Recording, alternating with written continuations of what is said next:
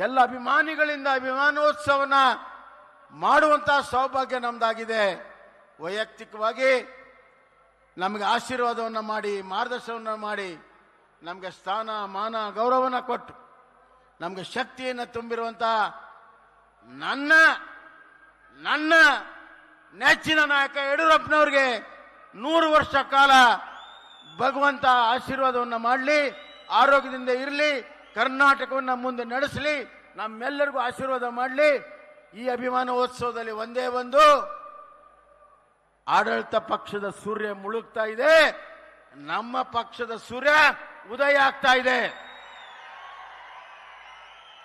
ಅವರ ಹಡಗು ಮುಳುಗ್ತಾ ಇದೆ, ನಮ್ಮ ಹಡಗು ದಡ ಸೇರ್ತಾ ಇದೆ. ಒಕ್ಕಟ್ಟಾಗಿ ಒಂದಾಗಿ ಬರುವ ದಿನಗಳಲ್ಲಿ ಯಡಿಯೂರಪ್ಪನವರ ಆಡಳಿತ, ಅವರ ನೆಚ್ಚಿನ ಪ್ರಧಾನಮಂತ್ರಿ ನರೇಂದ್ರ ಮೋದಿಜಿ ಅವರಿಗೆ, ನೆಚ್ಚಿನ ಗೃಹ ಸಚಿವರಾದಂಥ ಅಮಿತ್ ಶಾಜಿ ಅವರಿಗೆ,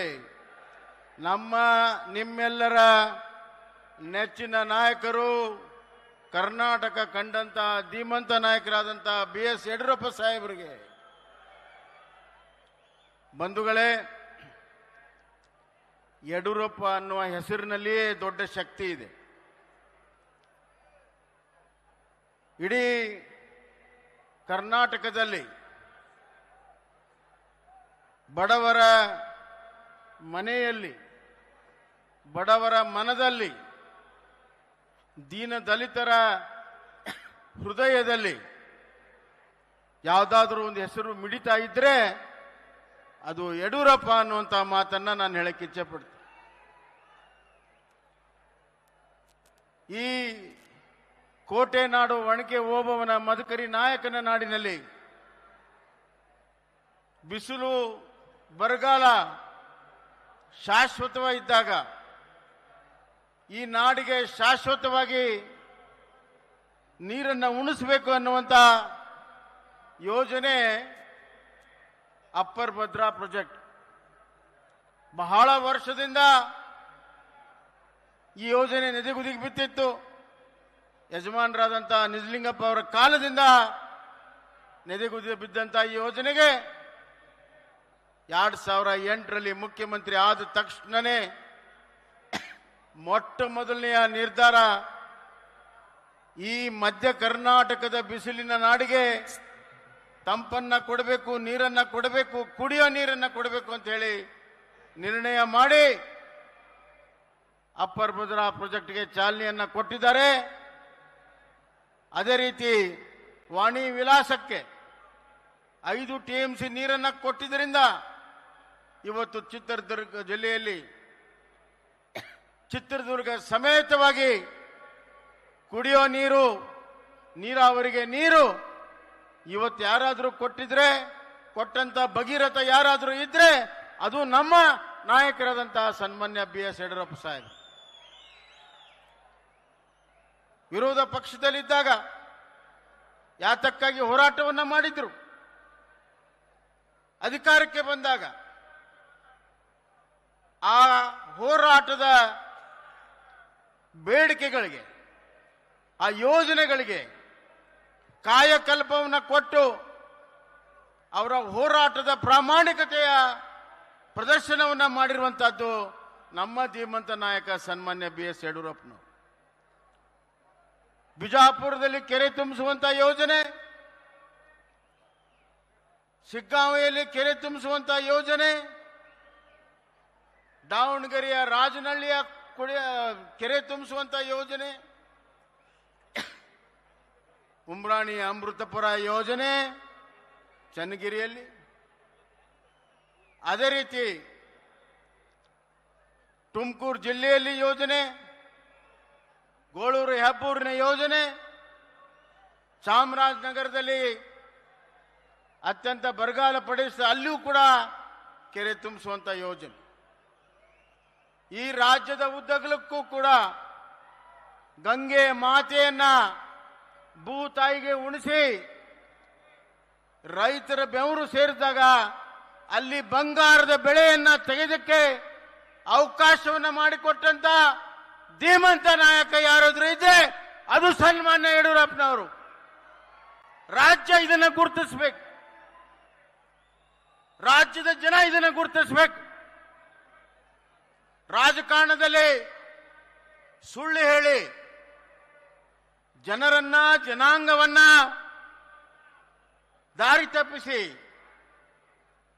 ಕೇವಲ ಅಧಿಕಾರಕ್ಕಾಗಿ ರಾಜಕಾರಣ ಮಾಡುವಂತ ಈ ದಿನಮಾನಗಳಲ್ಲಿ ಒಬ್ಬ ಪ್ರಾಮಾಣಿಕ, ಒಬ್ಬ ಜನಪರವಾಗಿರುವಂತ, ಜನನಾಯಕನಾಗಿರುವಂತ, ರೈತನ ಮಗ ಆಗಿರುವಂತ ಕೈಯಲ್ಲಿ ಅಧಿಕಾರ ಕೊಟ್ರೆ ಏನಾಗುತ್ತೆ ಅನ್ನೋದನ್ನ ಸನ್ಮಾನ್ಯ ಯಡಿಯೂರಪ್ಪನವರು ರಾಜ್ಯಕ್ಕೆ ಮಾಡಿ ತೋರಿಸಿದ್ದಾರೆ. ರಾಜ್ಯದ ಇತಿಹಾಸದಲ್ಲಿ ಇದನ್ನ ಯಾರು ಕೂಡ ಅಳ್ಕಳಿಸಕ್ ಸಾಧ್ಯ ಇಲ್ಲ, ಯಾರೇ ಪ್ರಯತ್ನ ಮಾಡಿದರೂ ಸಾಧ್ಯ ಇಲ್ಲ. ಬಂಧುಗಳೇ, ನಮ್ಮ ರಾಜ್ಯದ ಮುಖ್ಯಮಂತ್ರಿಗಳು ಮಾಸ್ ಲೀಡರ್ ಅಂತಾರೆ. ನಾನು ಹೇಳ್ತೀನಿ, ಇವತ್ತಿನ ಈ ಜನಸಾಗರವನ್ನ ನೋಡಿದಾಗ ತಾವು ಎಲ್ಲಿ ಇಷ್ಟು ಕೂತಿದ್ದೀರಿ, ಇದರ 10-20 ಪಟ್ಟು ಜನ ಹೊರಗಡೆ ಇದ್ದಾರೆ. ಬಹಳ ಜನ ಚಿತ್ರದುರ್ಗಕ್ಕೆ ಬರಕ್ ಸಾಧ್ಯ ಆಗಿಲ್ಲ, ಎಲ್ಲ ಕಡೆ ರೋಡ್ಗಳು ಜಾಮ್ ಆಗಿದೆ. ಕರ್ನಾಟಕದ ಇತಿಹಾಸದಲ್ಲಿ ಸೃಷ್ಟಿ ಮಾಡುವಂತ ಈ ಬೃಹತ್ ಜನಶಕ್ತಿ ಸನ್ಮಾನ್ಯ ಯಡಿಯೂರಪ್ಪನವರು ಕರ್ನಾಟಕದಲ್ಲಿ ಏಕಮೇಯ ಮಾಸ್ ಲೀಡರ್ ಯಾರಾದರೂ ಇದ್ರೆ ಅದು ಯಡಿಯೂರಪ್ಪ ಸಾಹೇಬ್ರು ಅನ್ನುವಂತ ಮಾತನ್ನ ನಾನು ಹೇಳಕ್ಕೆ ಇಚ್ಛಪಡ್ತೇನೆ. ಸಾಮಾಜಿಕ ನ್ಯಾಯ, ಸಾಮಾಜಿಕ ನ್ಯಾಯ, ಸಾಮಾಜಿಕ ನ್ಯಾಯ ಅಂತ ಭಾಷಣ ಬಿಗಿದವರು ಹಿಂದುಳಿದ ವರ್ಗಕ್ಕೆ ಏನ್ ಮಾಡಿದ್ರು, SC/ST ಜನಾಂಗಕ್ಕೆ ಏನ್ ಮಾಡಿದ್ರು, ನಿರ್ಣಯ ದಲಿತ ಸಮೂಹಕ್ಕೆ ಅನ್ಯಾಯವನ್ನ ಮಾಡಿದ್ದಾರೆ. ಸನ್ಮಾನ್ಯ BS ಯಡಿಯೂರಪ್ಪನವರು ಸಾಹೇಬರು ವಾಲ್ಮೀಕಿ ಜಯಂತಿ, ಭಕ್ತ ಕನಕದಾಸರ ಜಯಂತಿ, ಹಲವಾರು ಹಿಂದುಳಿದ ವರ್ಗದ ಪುಣ್ಯಾತ್ಮರನ್ನ ನೆನೆಸುವಂತ ಜಯಂತಿಯನ್ನ ಮಾಡಿ ಕಾಗಿನೆಲೆಯ ಅಭಿವೃದ್ಧಿ, ನಮ್ಮ ಬಂಜಾರ ಸಮುದಾಯದ ಬಂಜಾರ ಅಭಿವೃದ್ಧಿ ನಿಗಮ, ಹಲವಾರು ಹಿಂದುಳಿದ ವರ್ಗಕ್ಕೆ ನಿಗಮ ಹಣವನ್ನ ಕೊಟ್ಟು ಅಭಿವೃದ್ಧಿಯನ್ನ ಮಾಡಿರುವಂತ ನಾಯಕರು ಯಾರಾದರೂ ಇದ್ರೆ ದಾಖಲೆ ಸಮೇತವಾಗಿ ಹೇಳ್ತೇನೆ, ಅದು BS ಯಡಿಯೂರಪ್ಪನವರು. ಬಂಧುಗಳೇ, ಬಡವರಿಗಾಗಿ ಹೃದಯ ಮಿಡಿತಿದೆ. ಒಬ್ಬ ನಾಯಕನ ಪರೀಕ್ಷೆ ಯಾವಾಗ ಆಗ್ತದೆ ಅಂತ ಗೊತ್ತಾ?